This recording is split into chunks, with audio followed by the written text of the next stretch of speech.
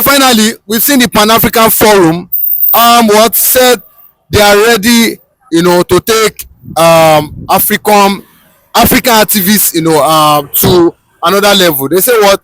They say it's our time the EU and the UK do something about Africans that are fighting for freedom that are being arrested in other part of Europe, in US, in Norway, in Finland. That is our time they look into this. What's your take as regards Pan-African and associate now calling out the likes of Tinubu to release Nnamdi Kanu and do the info before they take them to international level? That is a very welcome development, because we've seen that African platforms like ECOWAS, AU have been bought over by the colonial imperialists, the British, the French, the Belgian, and the rest of them in Western Europe. See, before it was AU. If you have a case within your country before, and you go to AU, report to AU, report to ECOWAS and AU, they would do something about it. I mean before, but this time they don't do anything. Why? Because they have, sold out to Britain, to the Spanish, to the Belgians, to the French. They are no longer taking action. They are no longer fighting for the common Africans anymore.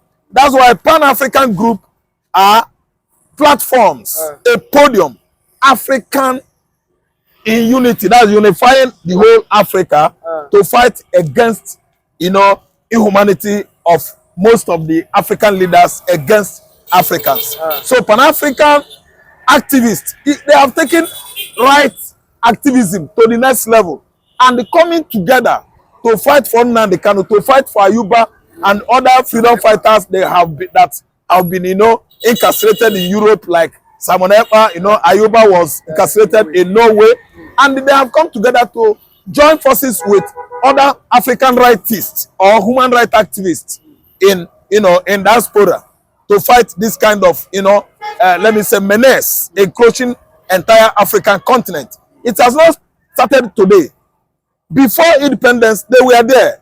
The African nationalists, Mandela, Odinga, Milton Obote, Nnamdi Azikiwe, Zlopo Senghor. There are many of them, even Jomo Kenyatta and Julius Nyerere. That was how they started, liberating African countries from the hand grip of British hegemonies and the French hegemonies, the Belgians and the Spanish, even the Portuguese. And they actually fought it, to the level that independence of Africa started, African countries started in 1957. Ghana got it. Before Ghana or after Ghana, before Ghana, Egypt got their own. And then South Africa, they hold South Africa as a result of the kind of resources they have there.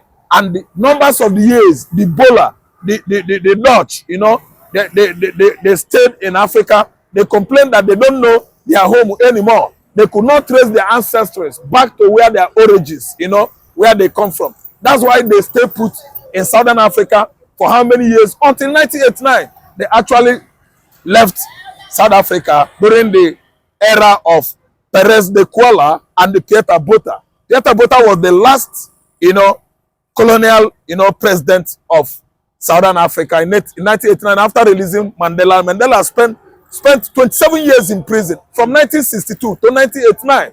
Mandela was freed, and South Africa granted independence. And their first ever president, I think, became Mandela. That was in 1992.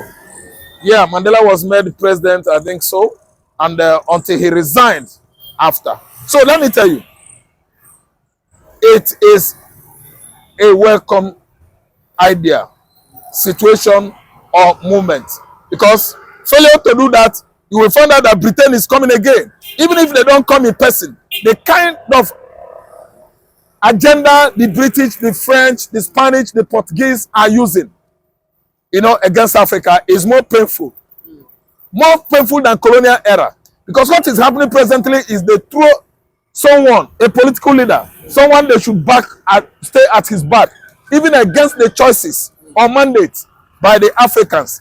They will support someone that will be dancing to their costumes, someone they should be, controlling, someone that doesn't have vision to better the Africans. These are the people they should, support, place them at the front, even helping them to rig election.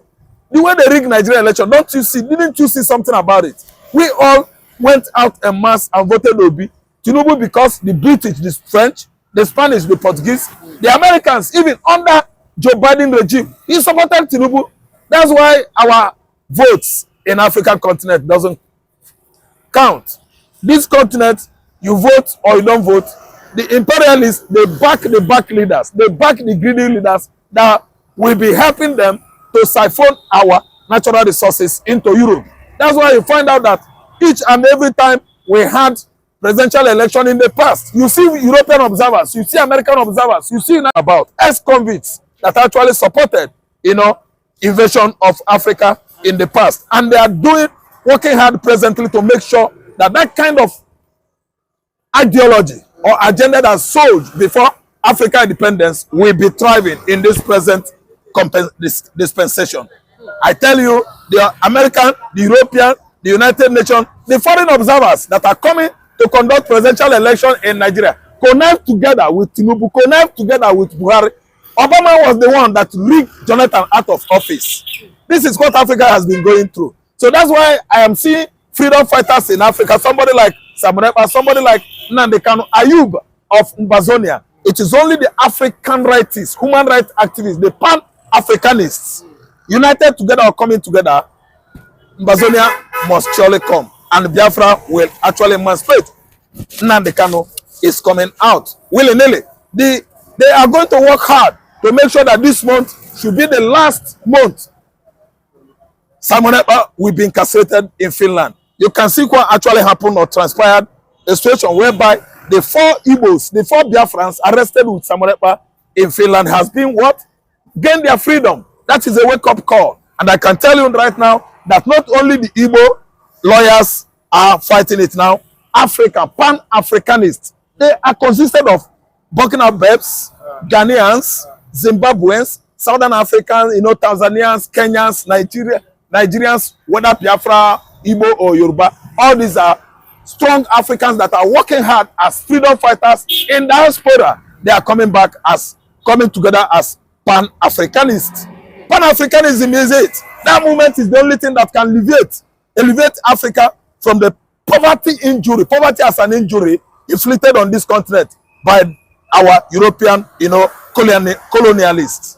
They are very, very disastrous. They mean disaster to African nation. They are taking us backward again, trying to neo-colonize us. You see what is going on? Yes, the idea, the ideology is neo-colonialism because they are in control. They are dominating Africa. They are at the back door using most of the greedy politicians. You see what is happening in Kenya. Kenya almost erupted into full escalated war last year. Yes, that is it. Who are the problem there? Britain. You see Cameroon, the Pobia actually, was deposed or, beaten to death last year in France.